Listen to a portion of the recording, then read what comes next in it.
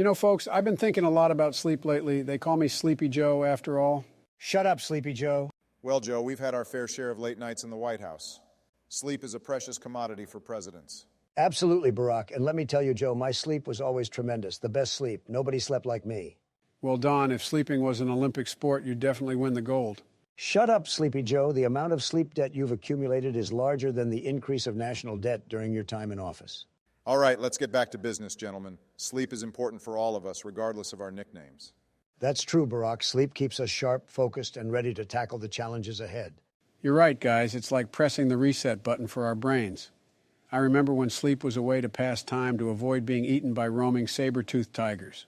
Jesus Christ, Joe, that theory is older than Dianne Feinstein. Dr. Dement discovered in 1955 that sleep comes in cycles. As much as it pains me to agree with Don, he's right. Our sleep cycle consists of different stages. We've got light sleep, deep sleep, and REM sleep. Got it. So we cycle through sleep kind of like how Don cycles through his wives. That's pretty poggers, Joe, but let's not forget about sleep debt. It's like having a sleep IOU. Oh, yes, I know about that. It reminds me of our class motto back in the day. Drowsiness is red alert. Every night that you miss sleep, you need to catch up on the sleep that you missed. Otherwise, you will be drowsy and put yourself in harm's way. Let me tell you, Joe, I never had any sleep debt. I was always well rested, believe me. Sure, Don, you were the Energizer Bunny of presidents. No one could keep up. You better believe it. I got my sleep, and unlike you, I wasn't falling asleep at the wheel when inflation was increasing to double digits. Look, Fat, here's the deal. I challenge you to a push-up competition. All right, settle down, you two. Sleep debt is a serious thing. It can mess with our minds and bodies. Accumulated sleep debt must be paid back hour for hour. For many people who pull all-nighters or regularly do not get enough sleep, sleeping in a few hours later on the weekend will not completely pay off the debt. If you have sleep debt, try adding a small amount of sleep to your regular nightly schedule. Paying back your sleep debt will likely lead to more energy, improved focus, and a new sense of well-being. You know, Barack, they should make a superhero called Sleep Debt Avenger, fighting crime with a good night's sleep. I can see the comic book now, Joe. Sleep Debt Avenger, saving the world one nap at a time. Careful now, naps can mess up your sleep rhythms, especially longer ones that don't align with your sleep cycle. Falling asleep is dictated by sleep pressure and circadian rhythms. Sleep pressure is exacerbated by staying up and decreases while we are resting. Circadian rhythms are like our body's clock and increase our drowsiness throughout the day and decrease it while we are sleeping. Sometimes you can mess up your circadian rhythm when you fly, which is called, It's called jet lag, Sleepy Joe, though I'm not surprised you forgot. Don, I know you and Epstein have a lot of experience with jet lag.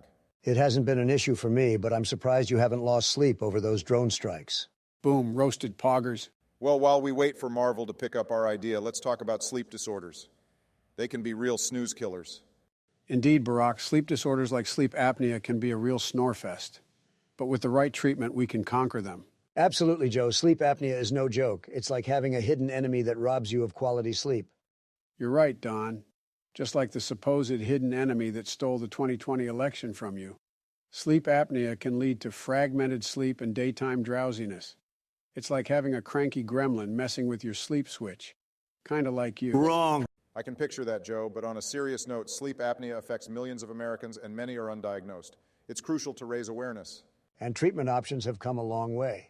Continuous positive airway pressure CPAP machines are like sleep superheroes, helping keep your airways open and restoring a peaceful slumber.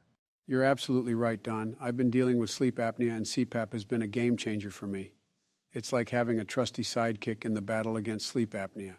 Indeed, Joe, it's important for people to recognize the signs and symptoms of sleep apnea, such as loud snoring, gasping for air during sleep, and excessive daytime sleepiness, and seek help from medical professionals. Exactly, Barack.